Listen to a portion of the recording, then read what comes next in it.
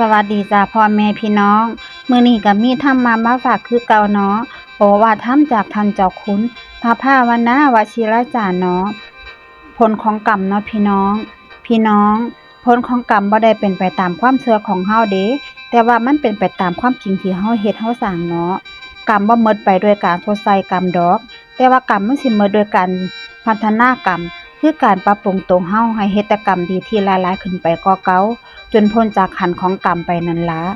พี่น้องทุกคนเกิดมารับเศษกรรมกันทั้งนั้นล่ะบ่ว่าคนรวยคนจนก็บ่ต่างกันเลยในโลกนี้มันเท่ากัน